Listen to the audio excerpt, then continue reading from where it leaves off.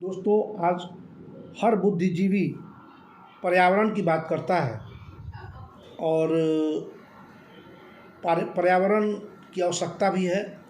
हर जगह लोग पेड़ काट के, जंगल काट के घर, आलीशान बिल्डिंग बना रहे हैं। तो मुझे भी इसकी चिंता हुई और मैंने एक कविता लिख दी।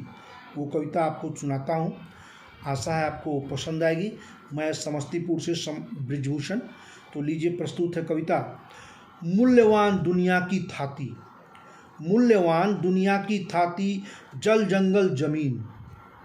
मूल्यवान दुनिया की थाती, जल जंगल जमीन। इसके मिटते ही दुनिया ये होगा मानवहीन। इसके मिटते ही दुनिया ये होगा मानवहीन। वन में पेड़ न काटो कभी, सिकुड़े ना भूभाग। वन में पेड़ न काटो कभी, सिकुड़े ना भूभाग। गलती से भी ना लगे किसी जंगल में आग। दोस्तों, हम लोग जंगल में जाते हैं, घूमते हैं, टहलते हैं। कोई धूम्रपान के शौकीन व्यक्ति सिगरेट पीकर और कहीं फेंक देते हैं। क्योंकि जंगलों में झाड़ी होता है, पत्ते होते हैं जो सूखे होते हैं, तो उन पत्तों से कहीं भी आग पकड़ सकता है और भयानक आग लग सकता है, जिससे कितने जंगली जानवरों की ज़िंदगी समाप्त हो जाएगी और कितना जंगल स्वाहा हो जाएगा। तो उसी को आगाह करते हुए मैंने लिखा है कि गलती से भी ना लगे किसी जंगल में आग। वन प्राणी का जीवन हो भय मुक्त विंदास, ताकि उनके नस्ल का होता रहे विकास।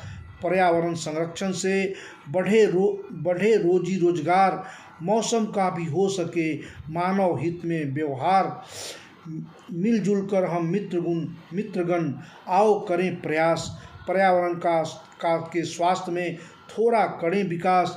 पेड़ अगर एक काटें तो दो का करें प्रबंध, ताकि पृथ्वी से पौधों का बना रहे संबंध।